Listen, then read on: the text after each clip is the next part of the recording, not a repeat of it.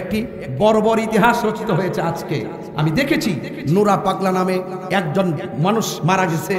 যদি তার জীবনে অন্যায় করে থাকে, তার জীবনে যদি শিরিক করে থাকে, তার জীবনে যদি ভণ্ডামি করে থাকে, তার জীবনে যদি কোনো ধরনের কুফরি করে থাকে, সরাসরি বহির্ভূত করে থাকে, সে যদি একদিন করে থাকে, এক মাস করে থাকে, আপনি মুসলমান হিসেবে দরকার ছিল বাংলাদেশের প্রচলিত আইনে তার বিরুদ্ধে ধর্ম অবমাননার মামলা করে তাকে গ্রেফতার করানো। কথা বলেন ঠিক কিনা?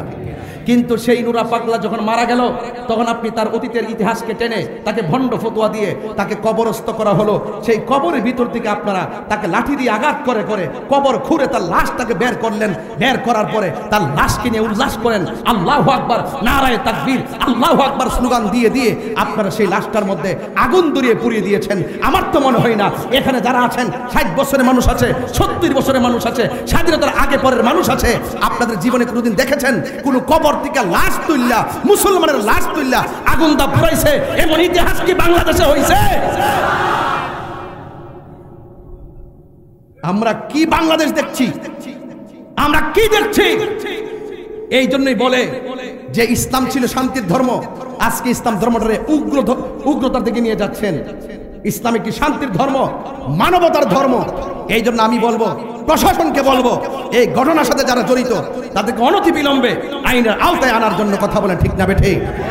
আজকে আপনি কোন ব্যক্তি ভণ্ড, কে ভালো মন্দ যখন মারা যায় তখন সেটা আল্লাহর হাতে ছেড়ে দিতে হয়। কথা বলেন ঠিক না বেঠিক? আপনি বলুন তো, একটা মানুষ মারা যাওয়ার পরে কবর থেকে উঠায় আগুন ধরানো কি ইসলাম অ্যালাউ করে? কথা বলে অ্যালাউ করে? সে মারা গেছে, সে যদি ভণ্ড হয়, সে যদি প্রতারক হয়, সে যদি জাহান্নামী হয়, জান্নাতি হোক বা জাহান্নামী হোক, এটার ফায়সালা আল্লাহ করবেন। তুমি কবর থেকে উঠাইয়া যে তার গায়ে আগুন ধরাইছো, তুমি কয় নম্বর তুমি জানো নি? কথা বলেন ঠিক না বেটি? বেশি আল্লাহ আল্লাহ বেশি বেশি আল্লাহ আকবার স্লোগান দিলে কি মুমিন হওয়া যায়? মুমিন হইতে গেলে নবীর মহব্বত লাগে। কথা বলেন ঠিক না বেটি? এই জন্যই আপনাদেরকে অনেক সময় ধর্ম ব্যবসায়ী বলে, এই জন্য আপনাদেরকে উগ্রবাদী বলে, এই জন্য আপনাদেরকে জঙ্গিবাদী বলে, এই জন্য আপনাদের প্রতি মানুষের আস্থা বিশ্বাস দিনে দিনে উঠে যাচ্ছে। সত্যিকার ইসলামটা কলঙ্কিত হচ্ছে। কথা বলেন ঠিক না বেটি?